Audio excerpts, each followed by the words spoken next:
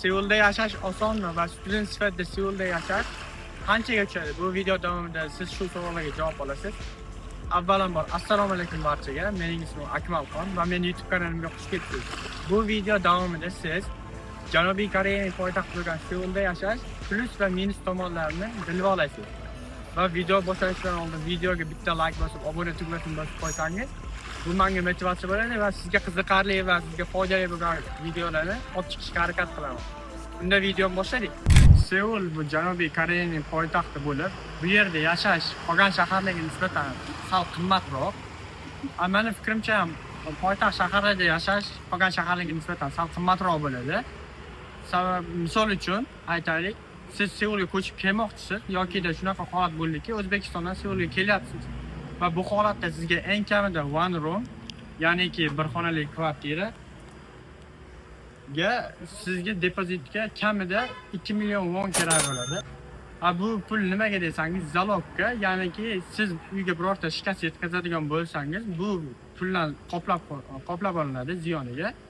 Mabodo siz uyni o'z holatida qaytarib beradigan bo'lsangiz, bu pul avtomatik sizga qaytarib beriladi.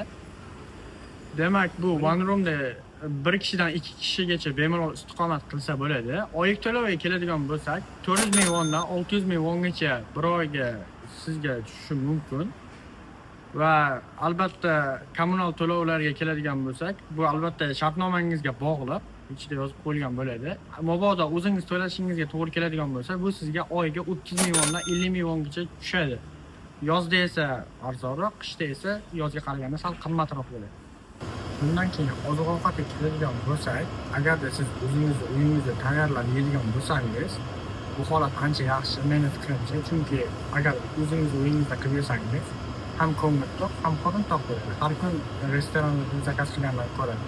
Va bu o'rtacha sizga bir oyda 100 ming won atrofida tushadi deb o'ylayman, chunki o'zim bilan kelib chiqqan holatda o'zim ham shuncha sarf qilaman. Shu oyda bir marta Seulda yashashdan aylanmaymanmi deb shu bir-ikki marta aylanishimdan Seulning ichida 50 mingdan 70 ming wongacha atrofida tushadi-da.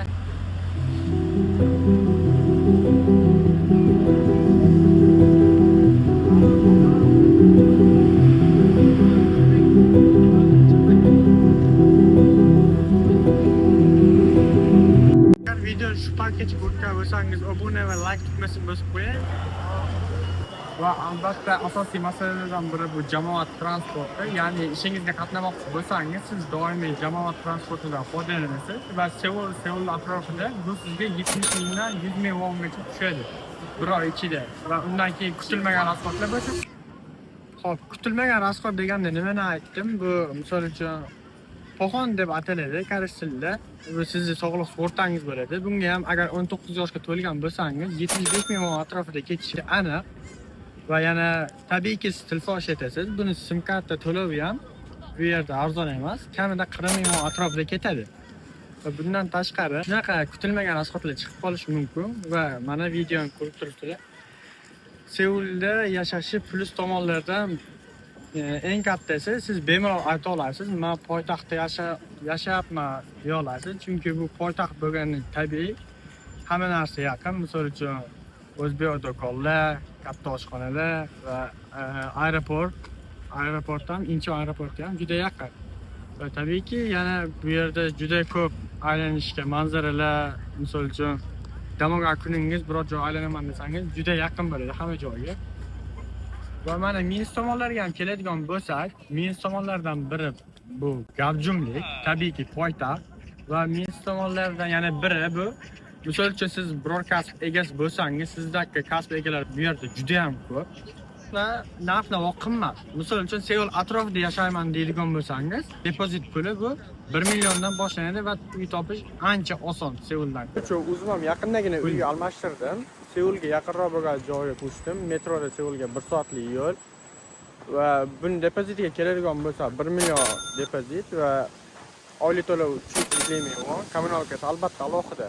Va sizlarga tavsiya qiladigan narsam, Koreyada Homemart, Siu yoki JS do'konlar atrofidan uy olishingni maslahat bergan bo'lardim. Shunda sizlar ro'zg'orga uncha qiynalmaysizlar. Sharoitini ko'rishingiz mumkin. Studentlarga mos one room desa ham bo'ladi, ya'ni bizga. Bugungi videomiz shu haqida edi. Like va obuna bo'lib qo'yish esdan chiqmasin va bundan keyingi videoda nima haqida bo'lsa fikringizni kommentariyaga yozib qoldiring.